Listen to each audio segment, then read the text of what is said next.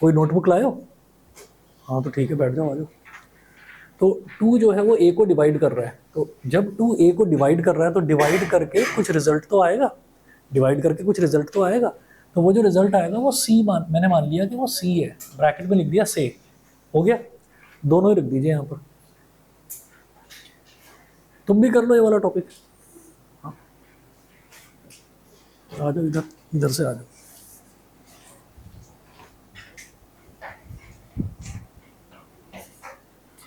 ठीक है, तो a upon 2 is equal to C हो गया। अब इसके बाद आगे बढ़ेंगे, अब इसकी स्क्वायरिंग करेंगे। ये जो 2 डिवाइड्स a है इसको मैं बोलूंगा स्टेटमेंट फर्स्ट, स्टेटमेंट फर्स्ट ये बोल दिया। अब क्या करेंगे, squaring both sides, squaring both sides, दोनों तरफ आप स्क्वायर कर देंगे। तो ये क्या हो जाएगा, a अपॉन 2 का स्क्वायर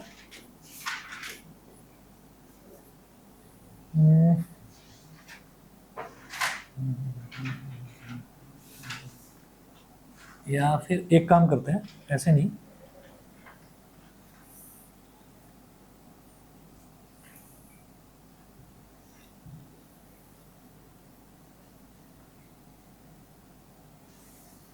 a अपॉन 2 को हमने c मान लिया, अब इसको इधर ले जाइए। तो a इज इक्वल टू क्या हो जाएगा, 2c। It implies that a is equal to 2c। तो a की वैल्यू 2c हो गई, ठीक है।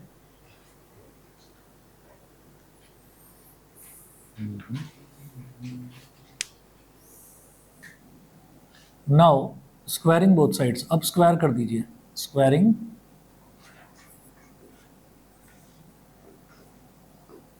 Both sides. जैसे और ये जो आया था ना 2b² is equal to a², इसको इक्वेशन नंबर 1 बोल दिया हमने, ऐसे, ठीक है। अब क्या करें, स्क्वायरिंग बोथ साइड्स, तो ये हो जाएगा a का स्क्वायर और ये हो जाएगा 2c का स्क्वायर, ठीक।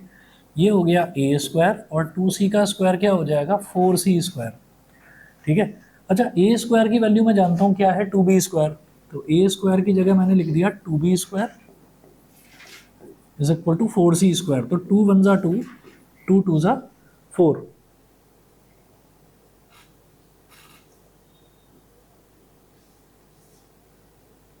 टू वन जा 2, 2 2 जा 4, तो b²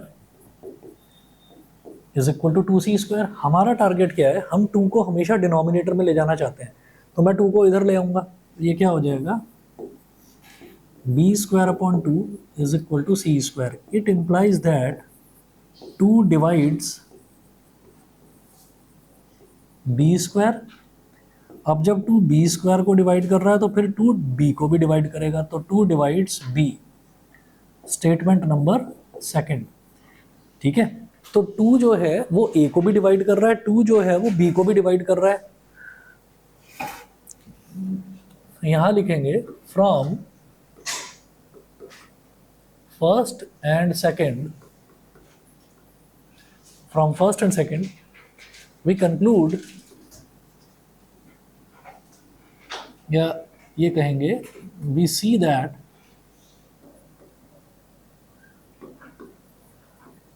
to is a common factor of A and B, that is our assumption was wrong and hence by the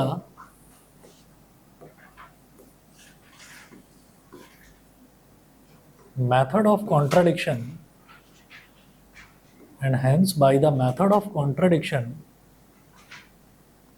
root 2 is an irrational number.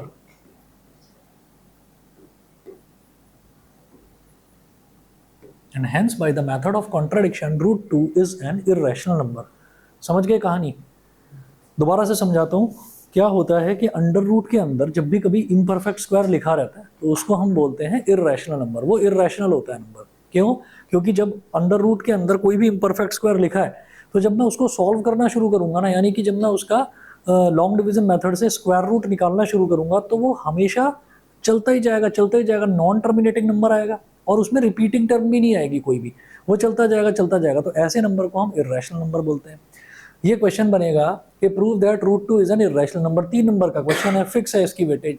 ठीक है, तो आपको मालूम ही है कि 1 number, 2 number, 3 number, section A 1 number, section B 2 number, section C 3 number, section D जो है उसमें 3 क्वेश्चन आते हैं 5-5 नंबर के, सेक्शन ई में 4 क्वेश्चन आते हैं 4-4 नंबर के, वो केस स्टडी वाला होता है। ठीक है, तो ये 1, 2, 3, 4, 5 इतने नंबरों के क्वेश्चन आते हैं हमारे पास पेपर में।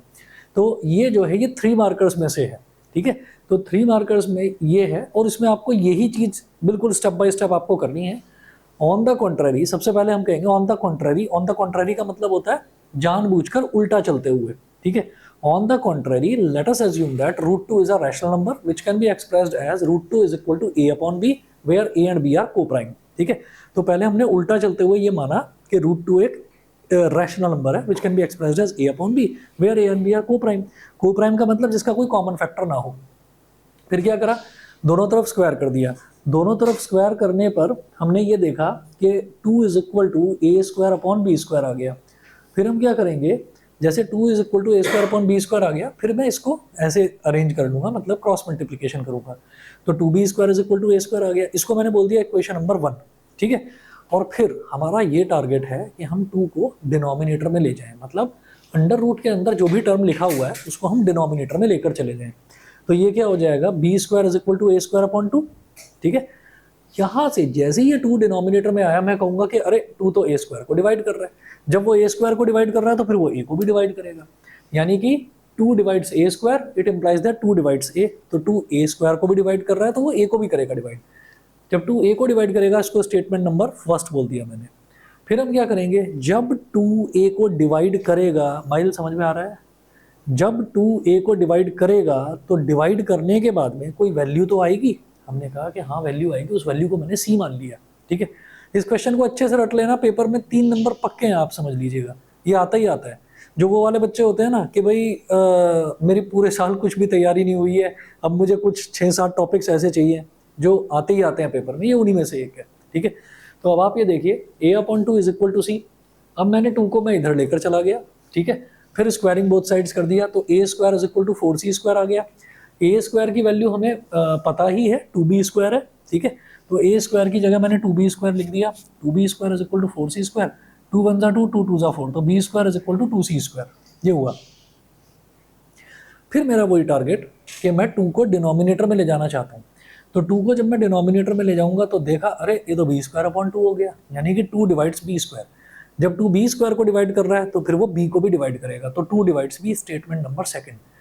2 a को भी डिवाइड कर रहा है, 2 b को भी डिवाइड कर रहा है, इसका मतलब 2 एक कॉमन फैक्टर है a और b का। That is our assumption was wrong and hence by the method of contradiction. Contradiction का मतलब कह तो रहते हैं हम रैशनल है, लेकिन रैशनल प्रूव ही नहीं हो रहा है ना। Hence by the method of contradiction root 2 is an irrational number. समझ गए कहानी? ठीक है, ठीक। अब अगला क्वेश्चन है, वो अगला क्वेश्चन आप खुद करेंगे सारे बच्चे और मैं चेक करूंगा कि आप क्या कर रहे हैं। क्वेश्चन क्या है, prove that root 3 is an irrational number. Procedure बिल्कुल यही रहेगा, रूट 3 इज एन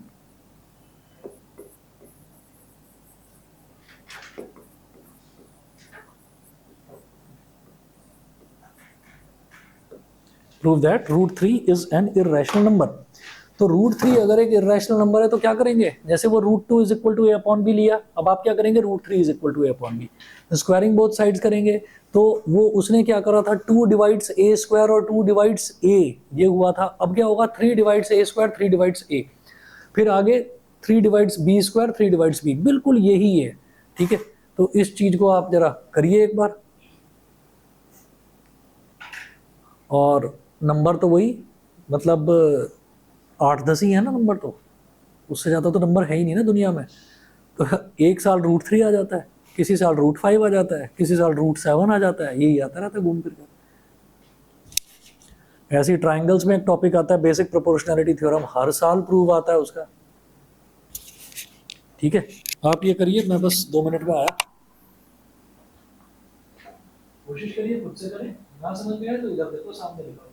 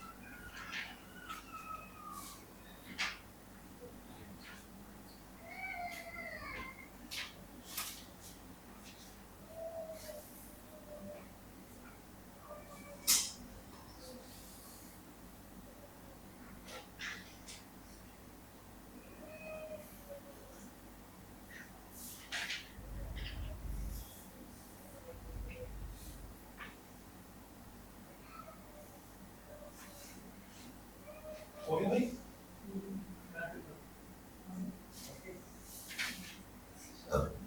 हाँ जी, हो गया।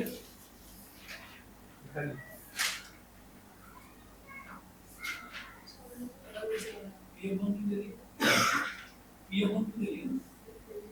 कोई बात नहीं, कोई बात नहीं।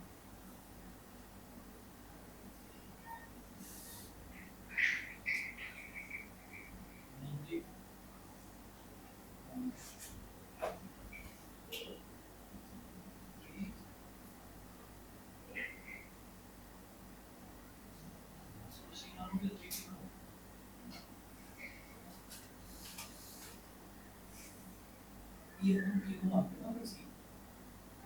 ऐसे ये आप इसकी मानिए, ये सब फैक्टर ऑफ पी 93 पी को डिवाइड करता है, तो पी अपॉन क्यू को सिखाओ।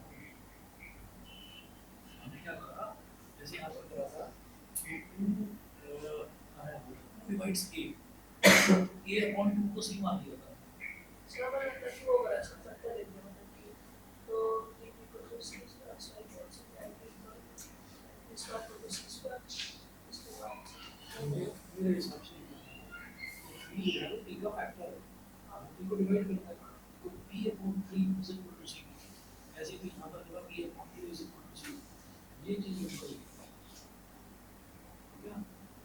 उसके बाद फिर जैसे ये आ गया 9b square is equal to c square फिर पुट 2 ये जो इक्वेशन नंबर 2 है इसको आप निकालना है क्या 9b स्क्वायर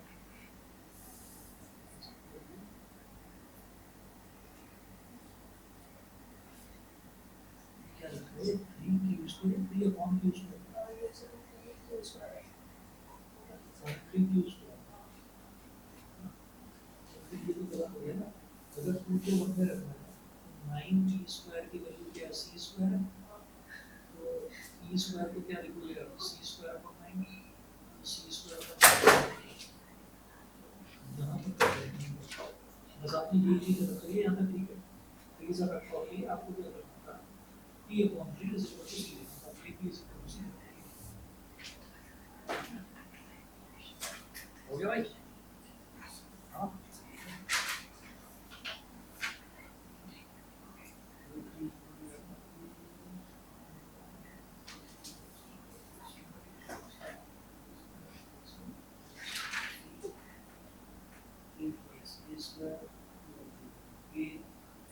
ये वाला जो है अभी ये तो ये का जो है फिर यहाँ तक करा आपने जैसे ये 2 डिवाइड्स a यहाँ तक करा और b2 तो करना है तो आप क्या करोगे a upon 3 is equal to c करो ना मेथड ऑफ कॉन्ट्रडिक्शन हाँ मेथड ऑफ कॉन्ट्रडिक्शन ये है कि हमने माना तो कुछ और था और हमारा ही स्टेटमेंट खुद ही कॉन्ट्रडिक्शन कर रहा है जो हमने माना था वही गलत साबित हो रहा है कॉन्ट्रडिक्टरी स्टेटमेंट कॉन्ट्रडिक्टरी स्टेटमेंट ये है कि जैसे मान लीजिए मैं आपको यहाँ पर खड़ा होकर ये ज्ञान दे रहा हूँ कि भाई हमें ना सुबह जल्दी उठना चाहिए मैं रोज सुबह 4 बजे उठता हूँ ठीक है और फिर किसी दिन आप मेरे से 8 बजे मिलने आ जाते हैं और फिर मेरे घर पर सब कहते हैं कि 4 बजे तो 8 10 बजे तक सोते रहते हैं ठीक है तो कॉन्ट्रडिक्शन कि मैं कहते कुछ रहा हूँ लेकिन हो उसका उल्टा है हाँ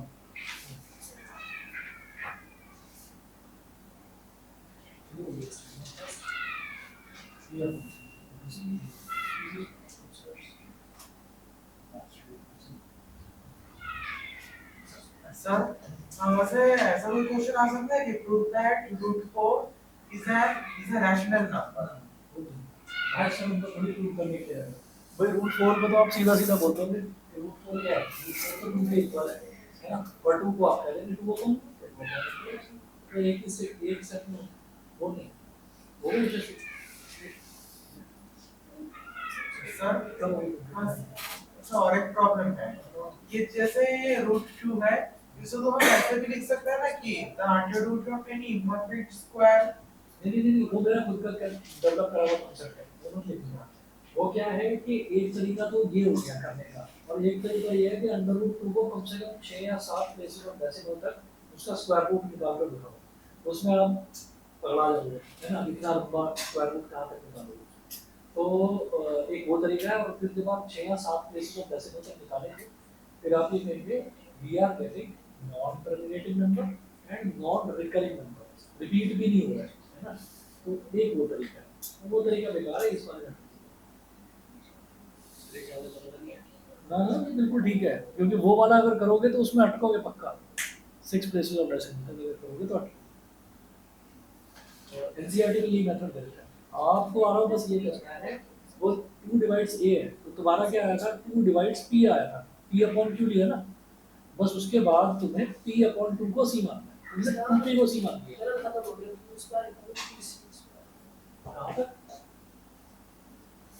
square equal to c square ये बताओ p अपॉन 3 को c मान दिया हां हमारे ये यहां से मान दिया स्क्वायर कर दिया तो p square upon 9 is equal to c square देखो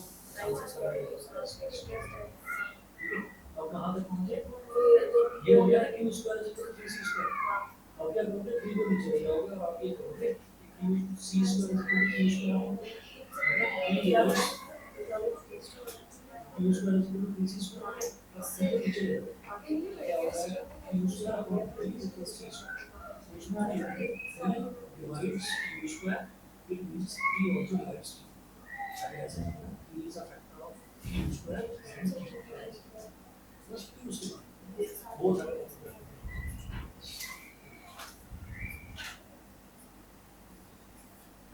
जरूर इसी में क्यों फोर कहाँ से आ गए अरे नहीं अभी तो 3 वाला है ना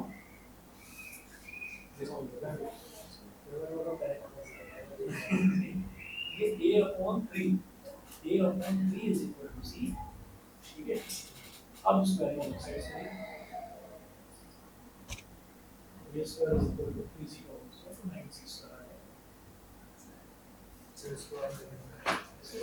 इसके बाद 9 को a स्क्वायर की जगह क्या लिखोगे a स्क्वायर की जगह लिखोगे 3b square 3b square is equal to 9c square देखो क्या से क्या करता है अब 3 को डिनोमिनेटर में जाना है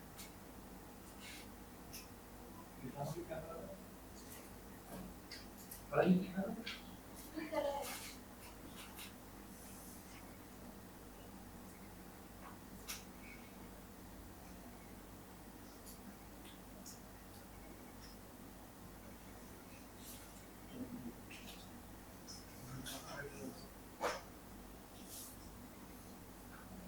ठीक है जी एक और तो prove that root 5 is irrational prove that root 5 is irrational sir वही सेम चीज हाँ तो अलग-अलग कोई बात करने नहीं के बाद। अबे मैं 10 साल से एक ही चीज करे जा रहा हूँ बार बार हाँ और उल्टे उल्टे सीधे वो आते रहते हैं नोटिफिकेशन आते रहते हैं सीबीएसई की तरफ से आज भी आया है आप करो आपको न्यूज़ पढ़ के सुना दो बहुत बढ़िया बड़ी